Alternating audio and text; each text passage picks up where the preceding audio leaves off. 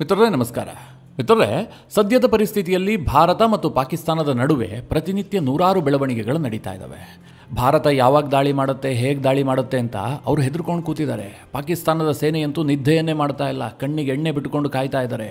ಇದೆಲ್ಲದರ ನಡುವೆ ಭಾರತಕ್ಕೊಂದು ಸಣ್ಣ ಹಿನ್ನಡೆ ಆಗಿತ್ತು. ಯಾವಾಗ ಪೆಹಲ್ಗಾಮ್ ಅಟ್ಯಾಕ್ ಆಯಿತೋ ಅದಾದ ಮಾರನೇ ದಿನವೇ ಭಾರತಕ್ಕೊಂದು ಕೆಟ್ಟ ಸುದ್ದಿ ಬಂದಿತ್ತು. ಅದೇನು ಕೇಳಿದ್ರೆ ಭಾರತದ ಓರ್ವ ಸೈನಿಕನನ್ನ ಪಾಕಿಸ್ತಾನ ಸೆರೆ ಹಿಡಿದಿದೆ ಅಂತ.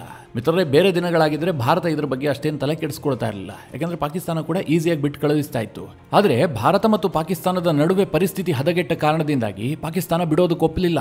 ಎಷ್ಟೇ ಸಭೆಗಳಾದರೂ ಕೂಡ ಪಾಕಿಸ್ತಾನ ಪೂರಕವಾಗಿ ಸ್ಪಂದಿಸಿರಲಿಲ್ಲ. ಪರಿಸ್ಥಿತಿಯ ಲಾಭವನ್ನು ಪಡೆದು ಭಾರತದ ಮೇಲೆ ಒತ್ತಡ ಹಾಕೋದಕ್ಕೆ ಯತ್ನ ಮಾಡ್ತಾ ಇದ್ದಂತಹ ಪಾಕಿಸ್ತಾನಕ್ಕೆ ಈಗ ಭಾರತ ಸಹ ಅವರದೇ ಭಾಷೆಯಲ್ಲಿ ಉತ್ತರ ಕೊಡೋದು ಹೊರಟಿದೆ. ಭಾರತದ ಸೈನಿಕನನ್ನು ಅವರು ಒತ್ತೆಯಾಳಾಗಿಟ್ಕೊಂಡಿದ್ದಾರಲ್ಲ, ಅದರ ಬದಲಾಗಿ ಪಾಕಿಸ್ತಾನದ ಸೈನಿಕನನ್ನು ಕೂಡ, ಅದರಲ್ಲೂ ರೇಂಜರ್ ಹಂತದ ಒಬ್ಬ ಸೈನಿಕನನ್ನು ಭಾರತ ವಶಕ್ಕೆ ಪಡೆದಿದೆ, ಬಂಧಿಸಿಟ್ಕೊಂಡಿದೆ. ಬಹಳ ಇಂಟ್ರೆಸ್ಟಿಂಗ್ ಬೆಳವಣಿಗೆ ಇದು. ಅದ್ರ ಬಗ್ಗೆ ನಿಮಗೆ ಸ್ವಲ್ಪ ಡೀಟೇಲ್ ಆಗಿ ಹೇಳ್ತೀನಿ. ಏನಾಯಿತು, ಹೇಗಾಯಿತು, ಇದರಿಂದ ಪಾಕಿಸ್ತಾನದ ಮೇಲೆ ಏನು ಒತ್ತಡ ಕ್ರಿಯೇಟ್ ಆಗುತ್ತೆ ಅದನ್ನೆಲ್ಲ ವಿವರಿಸಿ ಹೇಳ್ತೀನಿ. ಇದೆಲ್ಲದರ ಮಧ್ಯೆ ಪಾಕಿಸ್ತಾನ ಈಗ ಭಾರತದ ಮೇಲೆ ಆರೋಪ ಮಾಡ್ತಾ ಇದೆ. ಅದು ಕೂಡ ಎಂತಹ ಆರೋಪ? ಭಾರತ ಗಡಿಯಾಚೆಗಿನ ಭಯೋತ್ಪಾದನೆಯನ್ನು ಬೆಂಬಲಿಸ್ತಾ ಇದೆ. ಪಾಕಿಸ್ತಾನದಲ್ಲಿ ಅಸ್ಥಿರತೆಯನ್ನು ನಿರ್ಮಾಣ ಮಾಡೋದಕ್ಕೆ ಭಾರತ ಭಯೋತ್ಪಾದನೆಗೆ ಕುಮ್ಮಕ್ಕು ಕೊಡ್ತಾ ಇದೆ ಅಂತ ಹೇಳಿ ಪಾಕಿಸ್ತಾನ ಆರೋಪ ಮಾಡ್ತಾ ಇದೆ. ಬಹಳ ಇಂಟ್ರೆಸ್ಟಿಂಗ್. ಜಗತ್ತಿಗೆ ಒಂದು ಆಶ್ಚರ್ಯಕರವಾದಂತಹ ಸುದ್ದಿಯನ್ನು ಪಾಕಿಸ್ತಾನ ಹೇಳ್ತಾ ಇದೆ. ಭಾರತ ಯಾವತ್ತಾದರೂ ಭಯೋತ್ಪಾದನೆಗೆ ಪ್ರಚೋದನೆಯನ್ನು ಕೊಟ್ಟಿದ್ದನ್ನು ನೀವು ಕಾಣೋದಕ್ಕಾದರೂ ಸಿಗುತ್ತಾ? ಆದರೂ ಸಹ ಪಾಕಿಸ್ತಾನ ಅಂತಹದೊಂದು ಆರೋಪ ಮಾಡ್ತಾ ಇದೆ. ಅದಕ್ಕೂ ಕೂಡ ಒಂದು ಕಾರಣ ಇದೆ, ಅದನ್ನು ಕೂಡ ಈ ವಿಡಿಯೋದಲ್ಲಿ ನಿಮಗೆ ತಿಳಿಸ್ಕೊಡ್ತೀನಿ. ಜೊತೆಗೆ ಈಗಾಗಲೇ ಭಾರತ ಸಿಂಧೂ ನದಿ ನೀರು ಹಂಚಿಕೆ ಒಪ್ಪಂದವನ್ನು ಸಸ್ಪೆಂಡ್ ಮಾಡಿದೆ. ಇದರಿಂದ ರೊಚ್ಚಿಗೆದ್ದಿರುವಂತಹ ಪಾಕಿಸ್ತಾನ ದಿನಕ್ಕೊಂದು ಹೇಳಿಕೆಯನ್ನು ಕೊಡ್ತಲೇ ಇದೆ. ಈಗ ಪಾಕಿಸ್ತಾನದ ರಕ್ಷಣಾ ಮಂತ್ರಿ ಖ್ವಾಜಾ ಆಸಿಫ್ ಮತ್ತೊಂದು ಹೇಳಿಕೆ ಕೊಟ್ಟಿದ್ದಾನೆ. ಒಂದು ವೇಳೆ ಸಿಂಧೂ ನದಿಗೆ ಅಡ್ಡಲಾಗಿ ಭಾರತ ಏನಾದರೂ ಡ್ಯಾಮ್ ಕಟ್ಟಿದ್ರೆ ಅವರು ಒಡೆದು ಹಾಕ್ತಾರಂತೆ, ಅದನ್ನು ಉಡಾಯಿಸ್ತೀವಿ ಅಂತ ಆತ ಸ್ಟೇಟ್ಮೆಂಟ್ ಕೊಟ್ಟಿದ್ದಾನೆ. ಮಿತ್ರರೇ, ಆ ದಮ್ಮು ತಾಕತ್ತು ಪಾಕಿಸ್ತಾನಕ್ಕೆ ಇದೆಯಾ? ಅವರಿಗೆ ಅವರೇ ಪ್ರಶ್ನೆ ಮಾಡ್ಕೊಳ್ಬೇಕು. ಈ ಎಲ್ಲ ವಿಚಾರಗಳ ಕುರಿತಾಗಿ ಈ ವಿಡಿಯೋದಲ್ಲಿ ನಿಮಗೆ ಡೀಟೇಲ್ ಆಗಿ ಮಾಹಿತಿ ಕೊಡುವಂತಹ ಪ್ರಯತ್ನ ಮಾಡ್ತೀನಿ. ನೀವು ಈ ವಿಡಿಯೋನ ಕೊನೆವರೆಗೂ ಮಿಸ್ ಮಾಡದೆ ನೋಡಿ. ಮೊದಲನೇದಾಗಿ ಮಿತ್ರರೇ, ಭಾರತ ಪಾಕಿಸ್ತಾನದ ರೇಂಜರ್ ಒಬ್ಬನನ್ನ ಸೆರೆ ಹಿಡಿದಿದೆಯಲ್ಲ, ಅದ್ರ ಬಗ್ಗೆ ಹೇಳ್ಬಿಡ್ತೀನಿ. ಏಪ್ರಿಲ್ 22ನೇ ತಾರೀಕು ಪೆಹಲ್ಗಾಮ್ನಲ್ಲಿ ಉಗ್ರರು ಅಟ್ಟಹಾಸವನ್ನು ಮೆರೀತಾರೆ. ಭಾರತದ 26 ಮಂದಿ ಪ್ರವಾಸಿಗರನ್ನ ಅಮಾನವೀಯವಾಗಿ ಅವರು ಹತ್ಯೆ ಮಾಡ್ತಾರೆ. ಈ ಘಟನೆಯಿಂದ ಭಾರತ ರೊಚ್ಚಿಗೇಳುತ್ತೆ. ಪಾಕಿಸ್ತಾನದ ವಿರುದ್ಧ ತಕ್ಷಣದಿಂದಲೇ ಕ್ರಮ ಕೈಗೊಳ್ಳಬೇಕು ಅಂತ ಭಾರತ ಸರ್ಕಾರ ನಿರ್ಧಾರ ಮಾಡುತ್ತೆ. ಪ್ರಧಾನಿ ನರೇಂದ್ರ ಮೋದಿ ಅವರು 23ನೇ ತಾರೀಕು CCS ಸಭೆಯನ್ನು ಕರೀತಾರೆ. ಆ ಸಭೆಯಲ್ಲಿ ಪಾಕಿಸ್ತಾನದ ವಿರುದ್ಧ ಕಠಿಣಾತಿ ಕಠಿಣ ನಿರ್ಧಾರಗಳನ್ನು ಕೈಗೊಳ್ಳಲಾಗುತ್ತೆ. ಆ ಇಡೀ ಘಟನೆಯ ಹಿಂದೆ ಪಾಕಿಸ್ತಾನದ ಕೈವಾಡ ಇದೆ ಅಂತ ಭಾರತ ಪ್ರಬಲವಾಗಿ ಪ್ರತಿಪಾದಿಸುತ್ತೆ. ಜೊತೆಗೆ ಪಾಕಿಸ್ತಾನದ ವಿರುದ್ಧ ರಾಜತಾಂತ್ರಿಕ ಸಮರವನ್ನು ಕೂಡ ಸಾರುತ್ತೆ. ಸಿಂಧೂ ನದಿ ನೀರು ಒಪ್ಪಂದವನ್ನು ಕ್ಯಾನ್ಸಲ್ ಮಾಡ್ತಾರೆ. ಭಾರತದಲ್ಲಿರುವಂತಹ ಪಾಕಿಸ್ತಾನಿ ಡಿಪ್ಲೊಮ್ಯಾಟ್ಗಳನ್ನು ಉಚ್ಚಾಟನೆ ಮಾಡ್ತಾರೆ. ಭಾರತದಲ್ಲಿ ನೆಲೆಸಿದ್ದಂತಹ ಪಾಕಿಸ್ತಾನಿ ಪ್ರಜೆಗಳನ್ನು ಇಮಿಡಿಯೇಟ್ ಆಗಿ ಭಾರತದಿಂದ ಹೊರಹಾಕೋದಕ್ಕೆ ನಿರ್ಧಾರ ಮಾಡಲಾಗುತ್ತೆ. ಗಡಿ ಬಂದ್ ಮಾಡೋದಕ್ಕೂ ಕೂಡ ನಿರ್ಧಾರ ಮಾಡಲಾಗುತ್ತೆ. ಭಾರತ ಒಂದಾಗ್ತಿದ್ದ ಹಾಗೆ ಒಂದು ಕ್ರಮವನ್ನು ಕೈಗೊಳ್ಳೋದಕ್ಕೆ ಶುರು ಮಾಡುತ್ತೆ. ಅದೇ ದಿನ ಭಾರತಕ್ಕಾದಂತಹ ದೊಡ್ಡ ಹಿನ್ನಡೆ ಏನು ಕೇಳಿದ್ರೆ, ಪಂಜಾಬ್ ಜಿಲ್ಲೆಯ ಫಿರೋಜ್ಪುರ ಜಿಲ್ಲೆಯಲ್ಲಿ ಭಾರತದ ಓರ್ವ ಯೋಧನನ್ನ ಪಾಕಿಸ್ತಾನ ಸೆರೆ ಹಿಡಿದು ಬಿಡುತ್ತೆ. ಆತ ಭಾರತದ 24ನೇ ಬೆಟಾಲಿಯನ್ನ ಕಾನ್ಸ್ಟೇಬಲ್ ಆಗಿರ್ತಾನೆ. ಆತನ ಹೆಸರು ಪೂರ್ಣಂ ಕುಮಾರ್ ಶಾ ಅಂತ. ಪಂಜಾಬ್ ಗಡಿಯಲ್ಲಿ ಉಳುಮೆ ಮಾಡುವಂತಹ ರೈತರಿಗೆ ಭದ್ರತೆಯನ್ನು ಒದಗಿಸೋದಕ್ಕೋಸ್ಕರವಾಗಿ ಕಿಸಾನ್ ಗಾರ್ಡ್ ಆಗಿ ಈತ ಕೆಲಸ ಮಾಡ್ತಾ ಇರ್ತಾನೆ. ಅವತ್ತಿನ ದಿನ ಏನಾಗುತ್ತೆ ಅಂತಂದ್ರೆ, ವಿಪರೀತವಾಗಿ ಬಿಸಿಲಿರುತ್ತೆ. ಪಾಕಿಸ್ತಾನದ ಗಡಿಯ ಸಮೀಪದಲ್ಲಿದ್ದಂತಹ ಮರದ ನೆರಳಿನಲ್ಲಿ ಈತ ಆಶ್ರಯವನ್ನು ಪಡೆದಿರ್ತಾನೆ. ಇದೇ ಸಂದರ್ಭಕ್ಕಾಗಿ ಕಾಯ್ತಾ ಇದ್ದಂತಹ ಪಾಕಿಸ್ತಾನಿ ಸೈನಿಕರು ಆತನನ್ನು ವಶಕ್ಕೆ ಪಡಿತಾರೆ.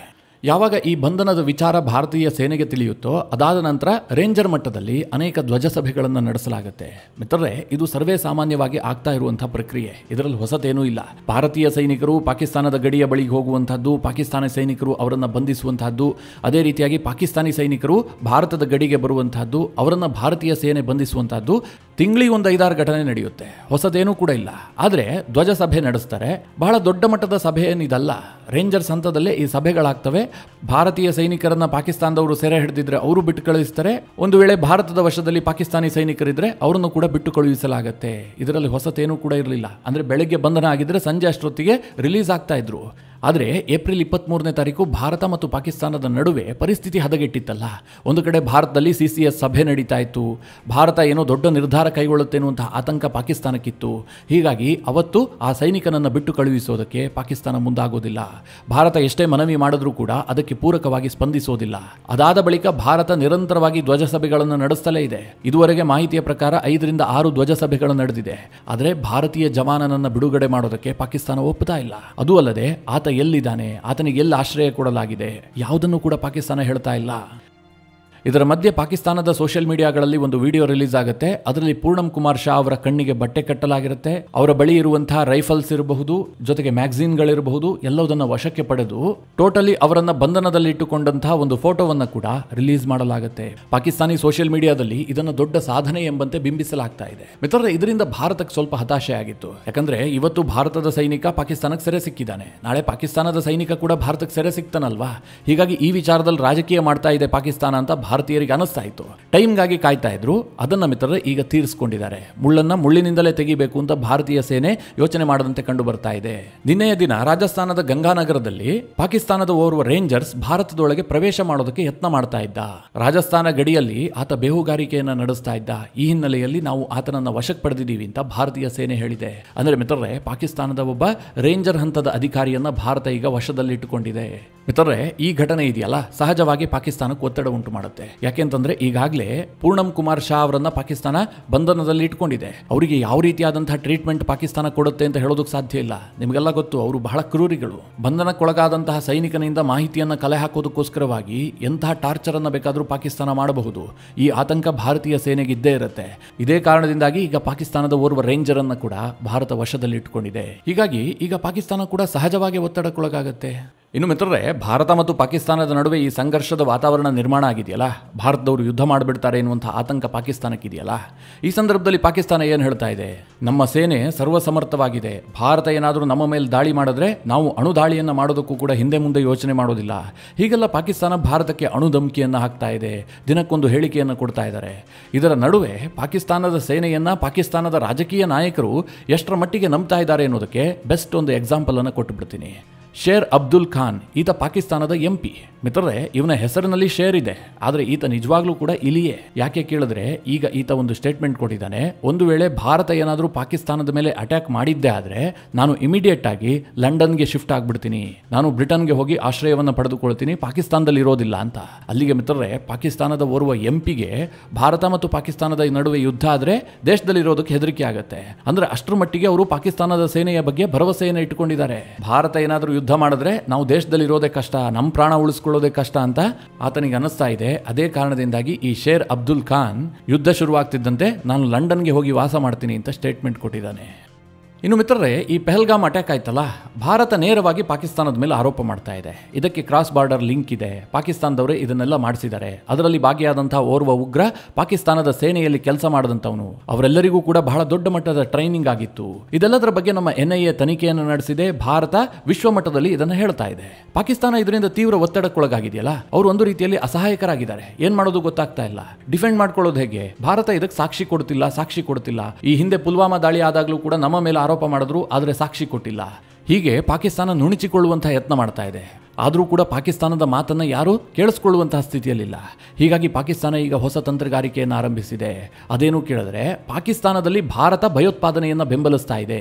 ಪಾಕಿಸ್ತಾನದಲ್ಲಿ ಆಗ್ತಿರುವಂತಹ ಪ್ರತಿ ಭಯೋತ್ಪಾದನಾ ಕೃತ್ಯಕ್ಕೂ ಕೂಡ ಭಾರತ ಕುಮ್ಮಕ್ಕು ಕೊಡ್ತಾ ಇದೆ.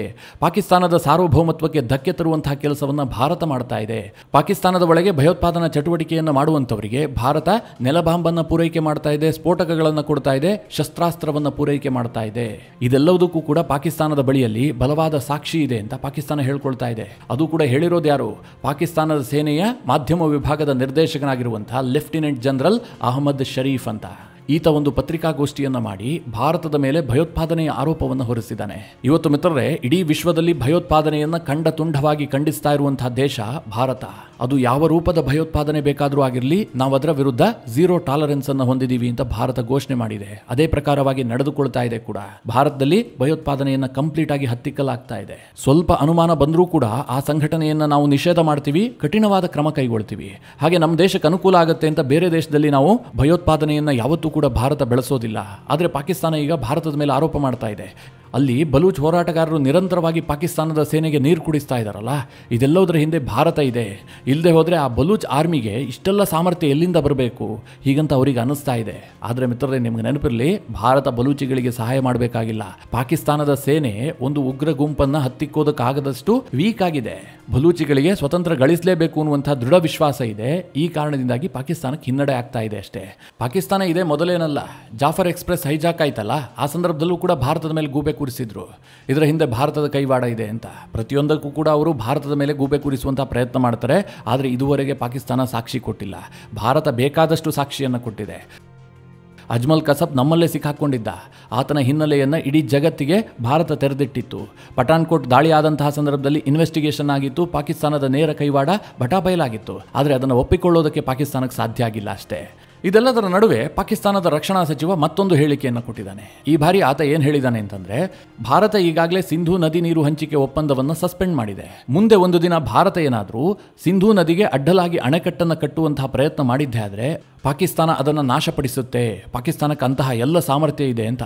ಅಂದರೆ ಭಾರತ ಏನಾದರೂ ಡ್ಯಾಮ್ ಕಟ್ಟಿದ್ದೆ ಆದರೆ ನಾವು ಅದನ್ನು ಒಡೆದು ಹಾಕ್ತೀವಿ ಅಂತ ಪಾಕಿಸ್ತಾನದ ರಕ್ಷಣಾ ಸಚಿವ ಬೆದರಿಕೆ ಹಾಕಿದ್ದಾನೆ. ಮಿತ್ರರೇ, ಇವರಿಗೆ ಅಷ್ಟೆಲ್ಲ ಸಾಮರ್ಥ್ಯ ಇದ್ದರೆ ಭಾರತ ಈಗ ದಾಳಿ ಮಾಡುತ್ತೆ ಅಂತ ಇಷ್ಟೆಲ್ಲ ಹೆದರ್ಕೊಂಡಿರ್ತಿರ್ಲಿಲ್ಲ. ಇದೆಲ್ಲದರ ಮಧ್ಯೆ ಒಂದು ಘಟನೆ ನಡೀತು. ಈ ಪೆಹಲ್ಗಾಮ್ನಲ್ಲಿ ದಾಳಿ ಮಾಡಿದ್ರಲ್ಲ ಉಗ್ರರು, ಈವರೆಗೆ ಸಿಕ್ಕಿಲ್ಲ. ಆ ಉಗ್ರರಿಗೋಸ್ಕರವಾಗಿ ಭಾರತೀಯ ಸೇನೆ ಜಾಲಾಡ್ತಾ ಇದೆ. ಅವರು ಭಾರತ ಬಿಟ್ಟು ಹೋಗಿಲ್ಲ ಅನ್ನುವಂಥ ಮಾಹಿತಿ NIA ಸೇನೆ ಕೊಟ್ಟಿದೆ. ಅವರು ಜಮ್ಮು ಕಾಶ್ಮೀರದಲ್ಲೇ ಎಲ್ಲಾದರೂ ಅಡಗಿಕೊಂಡಿರಬಹುದು ಅನ್ನುವಂಥ ಅನುಮಾನ ಇದೆ. ಈ ನಡುವೆ ಒಂದು ಸುದ್ದಿ ಬರುತ್ತೆ, ಅವರು ತಮಿಳುನಾಡು ಮೂಲಕವಾಗಿ ಶ್ರೀಲಂಕಾಗೆ ಪ್ರಯಾಣ ಬೆಳೆಸಿರಬಹುದು. ಈ ಒಂದು ಅನುಮಾನ ಬರುತ್ತೆ. ಮೇ 4ನೇ ತಾರೀಕು ತಮಿಳುನಾಡಿನಿಂದ ಶ್ರೀಲಂಕಾಗೆ ಹೊರಟಿದ್ದಂಥ ಶ್ರೀಲಂಕನ್ ಏರ್ಲೈನ್ಸ್ಗೆ ಸೇರಿದಂಥ UL-122 ವಿಮಾನದಲ್ಲೇ ಈ ಉಗ್ರರು ಪರಾರಿಯಾಗಿರಬಹುದು ಅನ್ನುವಂಥ ಅನುಮಾನ ದಟ್ಟವಾಗುತ್ತೆ. ಹೀಗಾಗಿ ಚೆನ್ನೈ ಕಮಾಂಡ್ ಸೆಂಟರ್ನಿಂದ ಶ್ರೀಲಂಕಾಗೆ ಮಾಹಿತಿಯನ್ನು ರವಾನಿಸಲಾಗುತ್ತೆ. ತಕ್ಷಣ ಎಚ್ಚೆತ್ತುಕೊಂಡಂತಹ ಶ್ರೀಲಂಕಾದ ಭದ್ರತಾ ಪಡೆಗಳು ಆ ವಿಮಾನ ಕೊಲಂಬೋಗೆ ಬಂದು ಇಳಿತಿದ್ದಂತೆ ರನ್ವೇನಲ್ಲೇ ತಡೀತಾರೆ. ರನ್ವೇಯಲ್ಲೇ ಅದರ ತಪಾಸಣೆಯನ್ನು ಕೂಡ ನಡೆಸಲಾಗುತ್ತೆ. ಅಂತಿಮವಾಗಿ ಶ್ರೀಲಂಕಾ ಸ್ಪಷ್ಟಪಡಿಸುತ್ತೆ, ಯಾವುದೇ ಉಗ್ರರು ಬಂದಿರಲಿಲ್ಲ, ಎಲ್ಲರೂ ಕೂಡ ನಾಗರಿಕರೇ ಬಂದಿರುವಂತಹದ್ದು. ನಾವು ಇಡೀ ವಿಮಾನವನ್ನು A to Z ಪರೀಕ್ಷೆ ನಡೆಸಿದ್ದೀವಿ ಅಂತ ಭಾರತಕ್ಕೆ ಸ್ಪಷ್ಟಪಡಿಸುತ್ತೆ. ಮಿತ್ರರೇ, ಇದಿಷ್ಟು ಭಾರತ ಮತ್ತು ಪಾಕಿಸ್ತಾನದ ನಡುವೆ ಆಗ್ತಾ ಇರುವಂತಹ ಒಂದಷ್ಟು ಬೆಳವಣಿಗೆಗಳ ಕುರಿತಾಗಿ ಮಾಹಿತಿ. ಈ ಎಲ್ಲ ವಿಚಾರಗಳ ಕುರಿತಾಗಿ ನಿಮ್ಮ ಅನಿಸಿಕೆ ಅಭಿಪ್ರಾಯಗಳೇನು ಕಮೆಂಟ್ ಮಾಡುವ ಮೂಲಕ ನಮಗೆ ತಿಳಿಸಿ.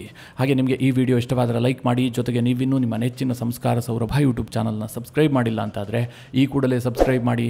ಮುಂದಿನ ಎಲ್ಲ ಅಪ್ಡೇಟ್ಗಳ ನೋಟಿಫಿಕೇಷನ್ಗಾಗಿ ಬೆಲ್ ಐಕಾನ್ ಒತ್ತಿ.